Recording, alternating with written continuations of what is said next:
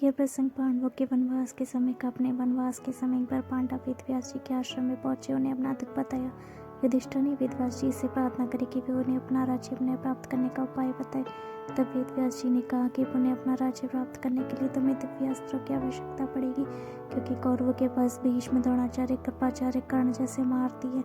अतः बिना दिव्य अस्त्र प्राप्त किए तुम्हें उनका कुछ नहीं बिगाड़ सकती।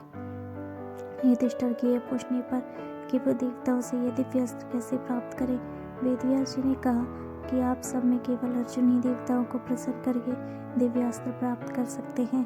अतः अर्जुन को देवताओं को तपस्या करके प्रसन्न करना चाहिए। वेदव्यास जी के ऐसे वचन सुनकर अर्जुन तपस्या करने के लिए आगे अकेले ही रवाना हो गए। अर्जुन उत्तराखंड के पर्वतों को पार करते हुए एक अपूर्व सुंदर वन में जा पहुंचे।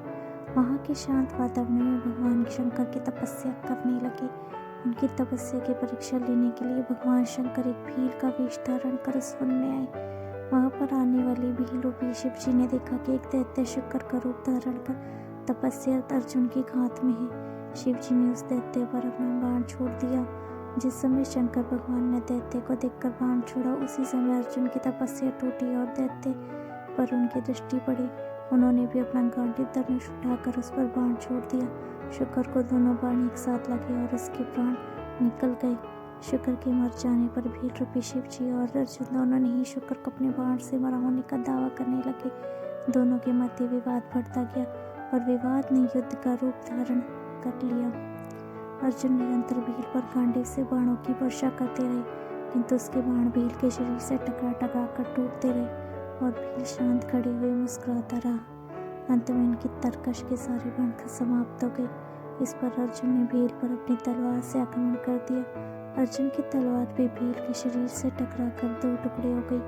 अब अर्जुन क्रोधित होकर भील से मल्लयुद्ध करने लगे।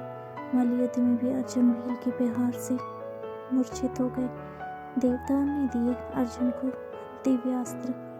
थोड़ी देर पश्चात जब अर्जुन की मूर्छा टूटी तो उन्होंने देखा कि भील अभी भी वही खड़े मुस्कुरा रहा है।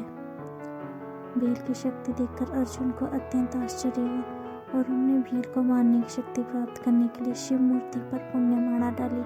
किंतु अर्जुन ने देखा कि मोहमाला शिव मूर्ति पर पड़ने के साथ पर भील के कंठ में चली गई। इससे अर्जुन समझ गए कि भगवान शंकर ही भील का रूप धारण करके वहाँ उपस्थित है।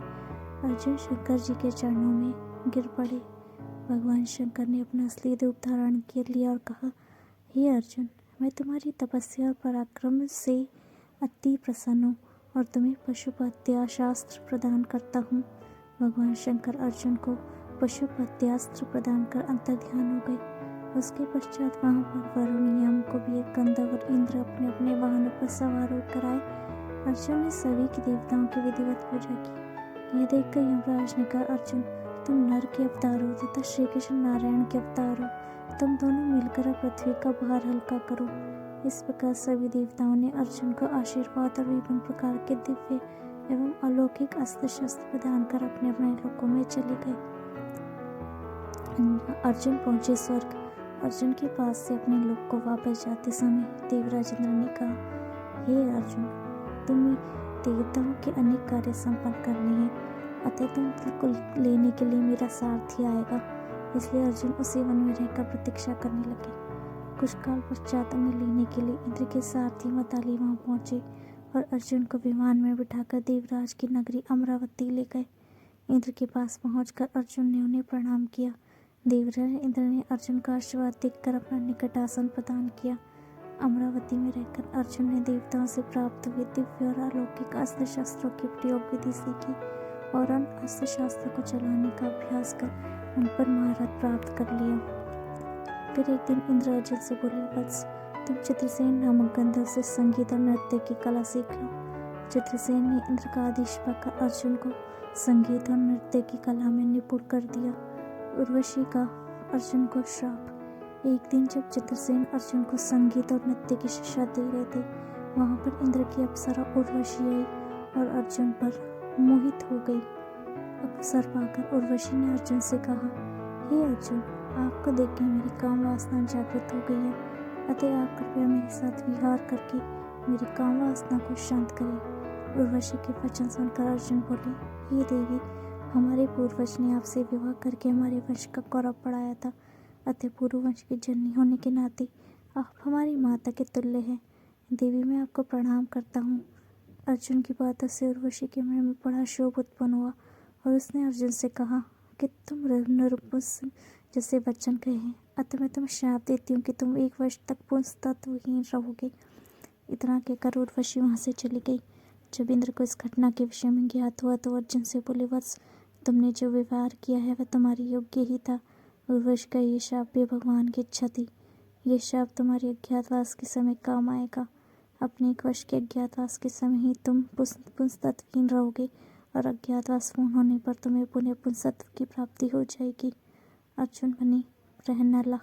इस शाप के कारण ही अर्जुन 1 वर्ष के अज्ञातवास के दौरान ब्रहनला बने थे। इस ब्रहनला के रूप में अर्जुन ने उत्तरा को 1 वर्ष नृत्य सिखाया था। उत्तरा विराट नगर के राजा विराट की पुत्री थी। अज्ञातवास के बाद उत्तरा का विवाह अर्जुन के पुत्र अभिमन्यु से हुआ था। दोस्तों, अगर आपको ये जानकारी और कहानी अच्छी लगी हो तो चैनल को लाइक और सब्सक्राइब कीजिएगा ताकि आपको इसी तरह की interesting stories time to time मिलती रहे। And thank you so much for watching. Thank you once again. Keep watching, keep subscribe, keep follow for more stories like this. Thank you so much.